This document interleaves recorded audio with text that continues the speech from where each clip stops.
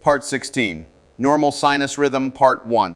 This leads us to the next group of 5 points, points 6 to 9, that we will use to diagnose whether the ECG has a normal sinus rhythm or not. This will require us to look at the limb leads more closely.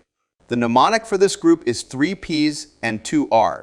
So point 6 to point 8 all start with the letter P.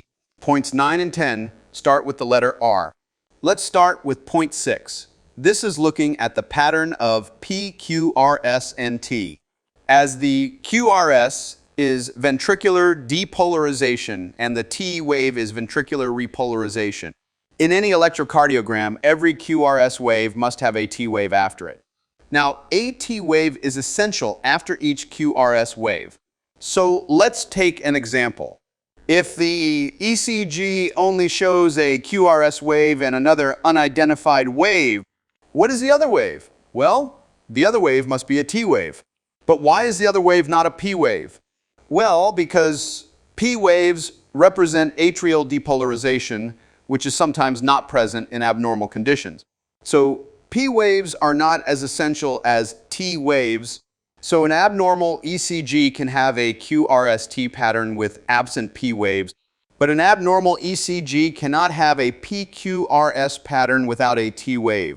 Nevertheless, as we are now checking if the ECG is completely normal, we need to have the full pattern of pQRS and T waves.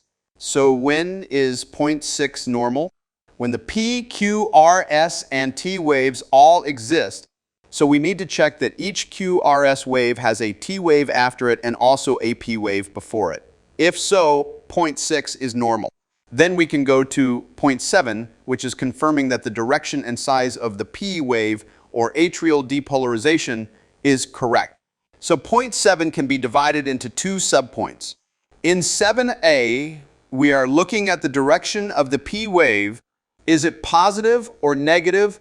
And in 7b, we are looking at the size of the P wave itself.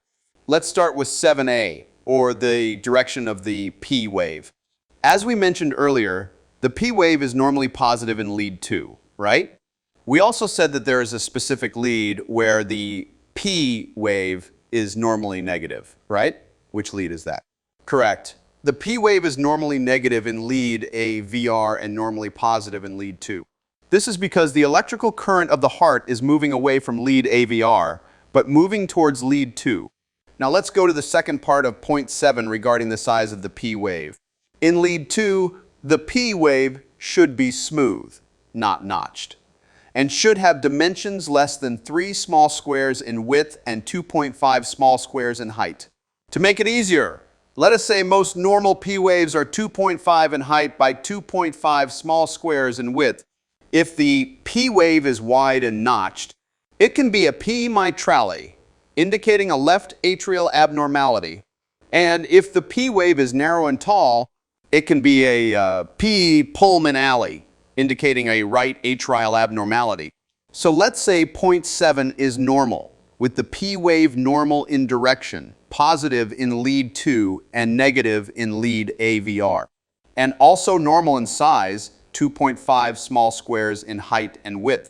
Then we can go to point 8, which also starts with the letter P. In this point, we are looking for the PR interval and checking that it has a fixed length. The PR interval is the interval from the start of the P wave to the start of the QRS wave. So this interval includes the P wave, but does not include the QRS wave. This is very important. We have to start counting from the beginning of the P wave and stop counting the squares before the start of the Q wave. The PR interval represents the normal atrioventricular node conduction delay. Now, in a normal sinus rhythm, all PR intervals should have the same length, less than 3 small squares, throughout lead 2.